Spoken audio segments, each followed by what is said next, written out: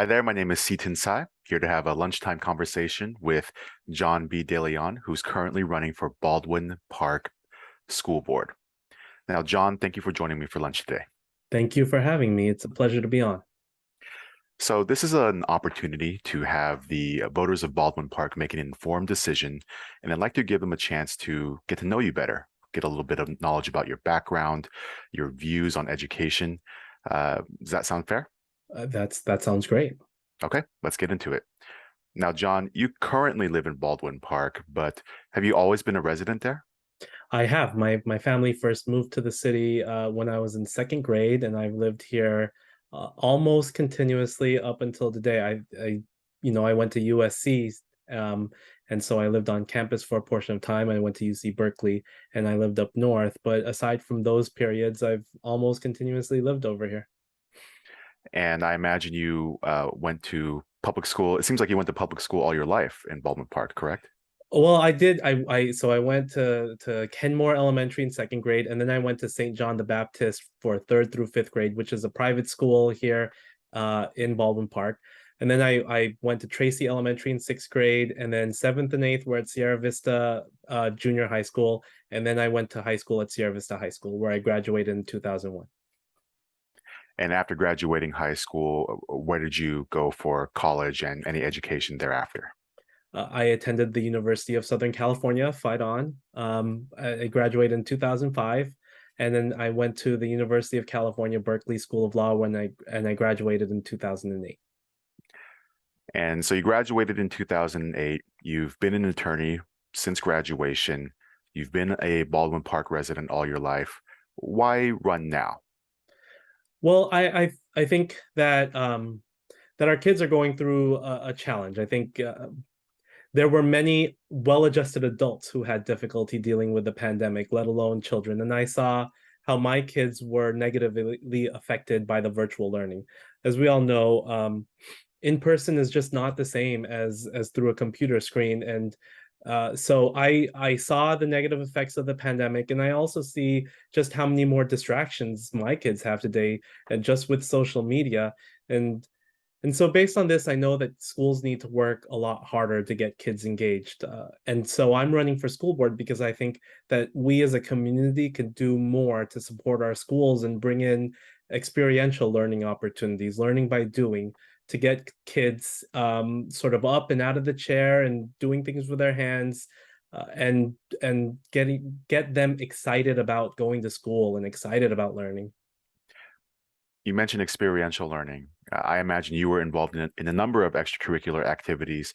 Could you talk a little bit about those activities in your formative educational years and how they, I guess, affected your policy and life outlook as they stand today? Well, when I talk about experiential learning opportunities, I'm talking about anything where you're getting up and you're doing something as opposed to just sitting in a classroom being lectured at. I'm a believer in the performing arts. I was part of the marching band, but in middle school, in high school, and in college. So I like performance, and I think there is value to that because you have to work hard for one performance and you get scored on it, and that teaches you a lot of grit and resilience and working hard. In high school, I participated in a number of speech scholarships, and it was great. I did the Veterans of Foreign War speech, where I got to talk about the price of freedom before people who actually paid the highest price, in the sense that they were fighting overseas for our freedom, and many of their comrades, unfortunately passed away. And to be able to talk to people with such wisdom, insight, and dedication was really touching and moving to me.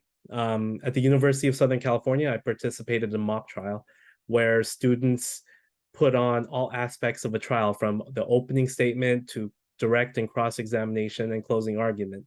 And it was there that I thought that the law was for me. And then at the University of California, Berkeley School of Law, I was involved in a number of clinical programs. I was in the East Bay Community Law Center, expunging criminal records, mainly petty drug crimes, for individuals who wanted to get their life back, who made mistakes when they were younger. I worked on a habeas corpus petition at the death penalty clinic, and I was a street law teacher where I taught practical aspects of the law to inner city high school kids in Oakland.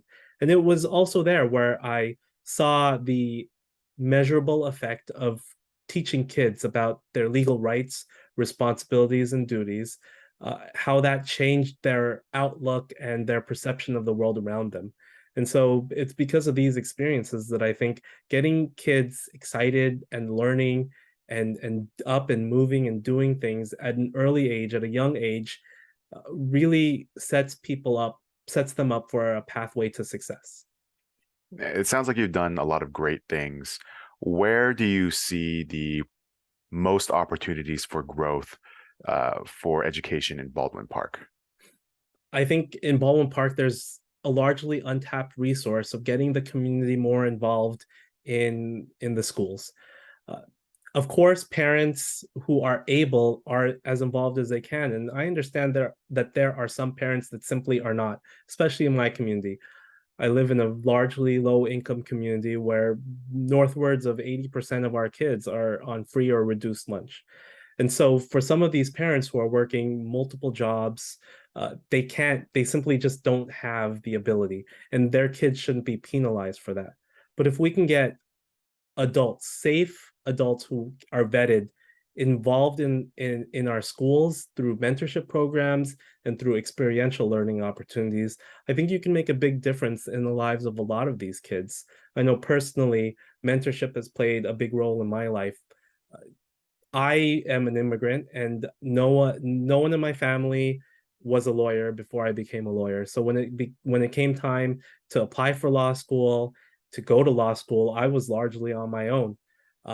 And when I became a practicing attorney, the firm that I worked at had formal mentorship programs, and I saw how valuable that was because my mentor was able to walk me through what judges were expecting of me at the outset. And as we all know, the real world is different from the classroom, and the things that are important to a judge are less important to a law professor. And so having that guidance at a young age, early in my career, set me up for success. And I think if we can take those precepts that are valuable, I mean, if they weren't valuable, the company's top governmental organizations and Fortune 500 companies wouldn't be doing it.